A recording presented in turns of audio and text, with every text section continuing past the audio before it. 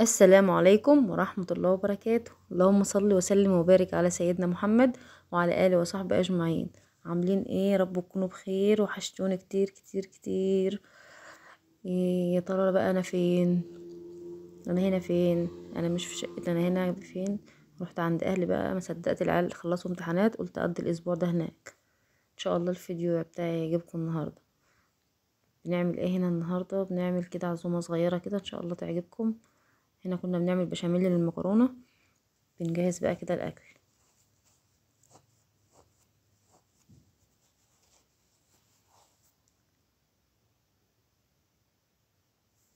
هنا طلعت الشوربه دي من الفريزر، كانت في الفريزر عشان افكها كده عشان نعملها على المحشي.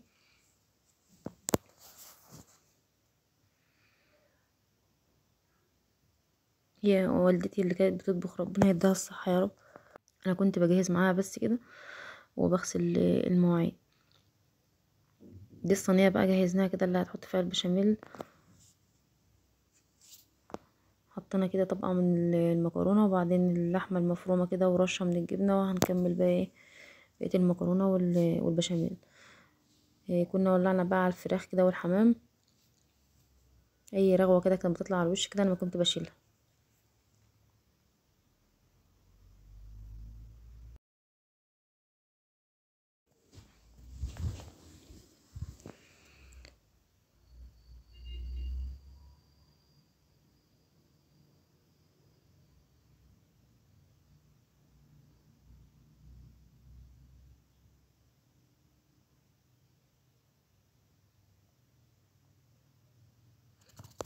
معلش اسفه يا بقى يا جماعه، المقطع ده اتعاد مني تاني، اتعاد مني وانا بسجله.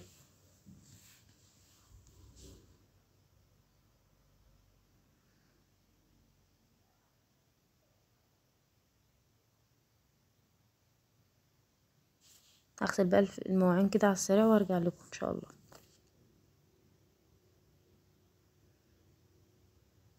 دي بقى اللي انا قلت لكم، انا بقشط اي رغوه كده بتيجي على الوش بتاع الفراخ والحمام عشان الشوربه تبقى صفرا ولونها حلو. هرميها كده في الحوض وابدا بقى اغسل في المواعين دي.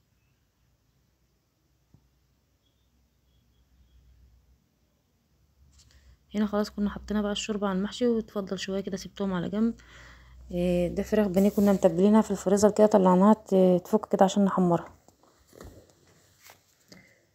خلاص بقى كده ولعنا على المحشي كله بقى تمام.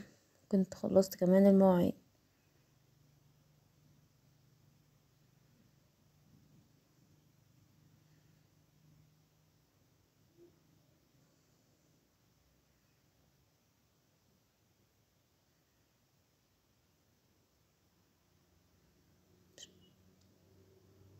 ههدي بقى على الفراخ كده تستوى براحتها كده، واكمل بقى بقية غسيل المواعين.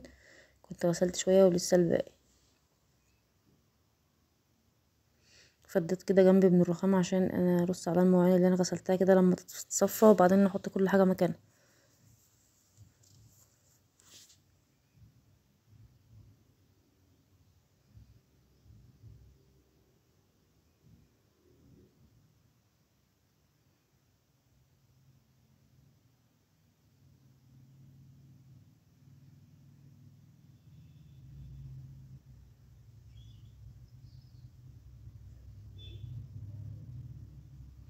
المواعين كده لما تتغسل اول باول كده ما تتكركبش الدنيا، لان لو اتسابوا مع مواعين بعد الغدا يبقى الحوض مش هيبقى فيه مكان خالص.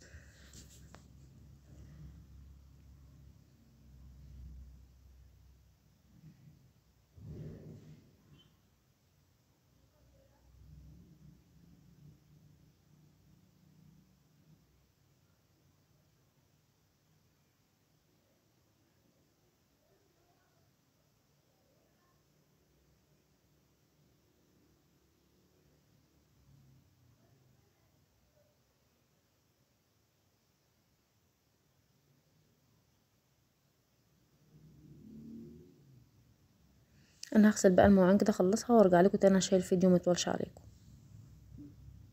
اللي وصل معايا لحد هنا ما ينساش يصلي على النبي، يحط اللايك، واللي لسه مش مشترك في القناه ينزل يشترك ويفعل علامه الجرس. بدأت هنا اشوف المحشي كده عشان ادور الحله كده من جميع الاتجاهات عشان يستوي كله زي بعض. وما اقولكوش بقى على البوتاجاز بقى وعلى منظره كده كله هيبقى حلو في الاخر. هنا خلاص خلصت بقى شوية المواعين دول، خلصت منهم.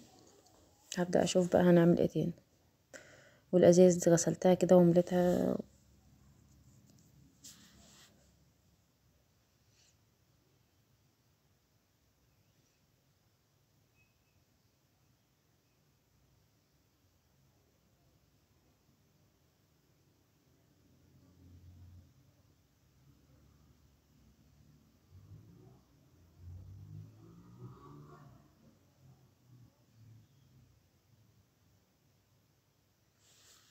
هنا بقى كنت بهدى على المحشي، والفراخ كانت استوت، كنت باخدها كده اعمل لها تتبيله كده هي والحمام وندخلها نحمرها في الفرن.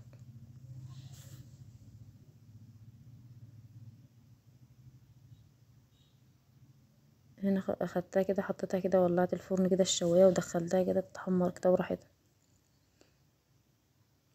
لسه ايه بقى، لسه البانيه هنبدأ نحمر في البانيه.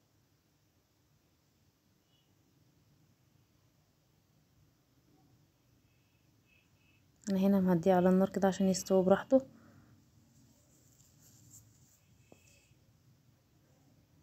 شفتوا البوتاجاز، شفتوا الزيت اللي واقع بقى كده والنار بتيجي عليه بتحرقه زياده.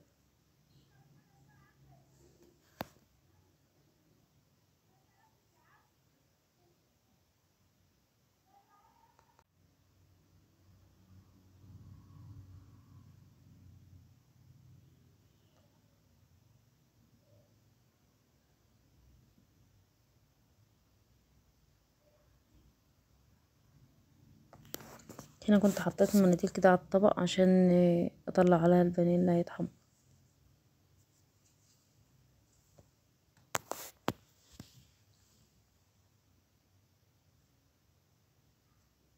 انا بقالي كده بشهر بالظبط ما نزلتش معاكم فيديوهات، ان شاء الله الفتره الجايه كده احاول انزل لكم على طول باذن الله.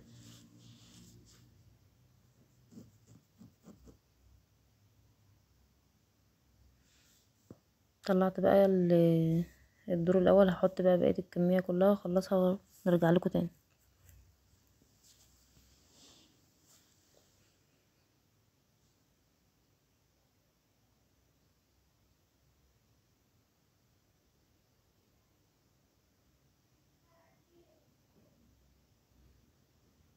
واخيرا خلصنا. طبعا انا ما صورتش معاكم كل حاجه عشان الفيديو كان هيبقى طويل قوي وهتزهقوا منه، فحاولت كده اختصر لكم كده في الفيديو عشان يبقى قصير شويه. هنا كنا جبنا اطباق كده ورصينا المحشي كده رصه كويسه كده، والفراخ بقى حمرناها كويس، والمكرونه ما شاء الله قطعت كده وطلع ما شاء الله.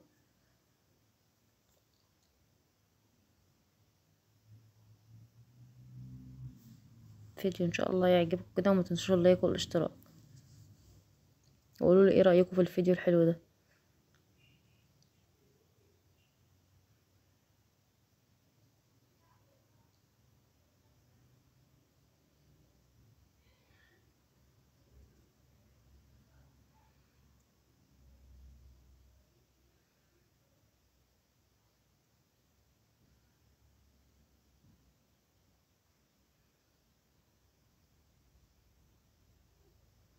ده المحشي، وهنا الفراخ والبانيه والحمام، ودي المكرونه، وحطينا كمان الشوربه والليمون والشيبسي.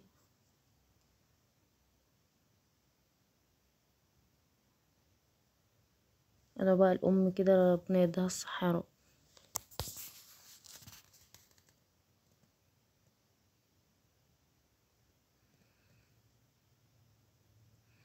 بألف هنا كل اكل من الاكل كده يا رب.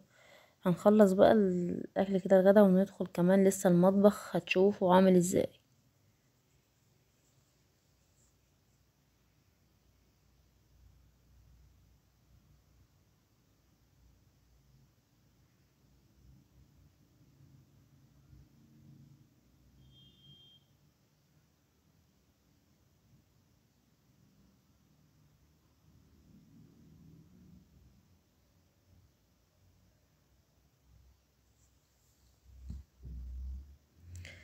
هنا بقى كنا عاملين جيلي كده، حاطين فيه موز كده وعاملينه كده من بالليل. كنا عاملينه بالليل بقى بعد الاكل كده كده خلاص طلعناه.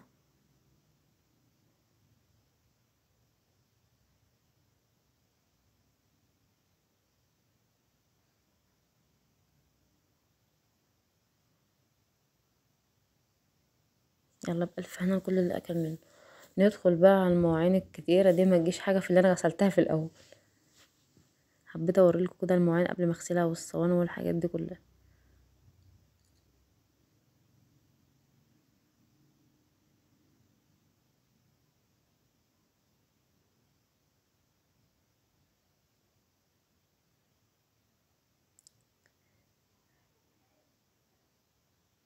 والبوتاجاز، شوفوا البوتاجاز بقى عامل ازاي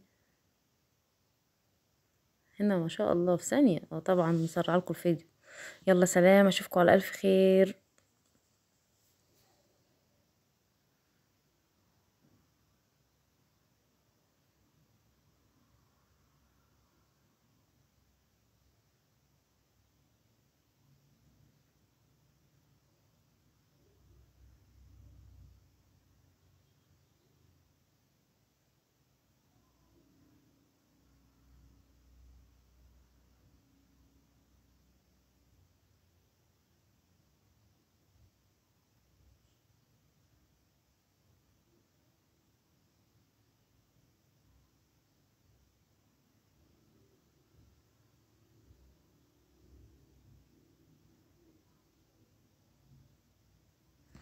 ايه رأيكم بقى في نظافة المطبخ؟ البوتاجاز رجعته حلو ولا لأ؟ على قد ما قدرت بقى عشان انا تعبت في الغسيل ده بصراحة. متنسوش بقى اللايك والاشتراك والتعليق الحلو منكم. باي باي.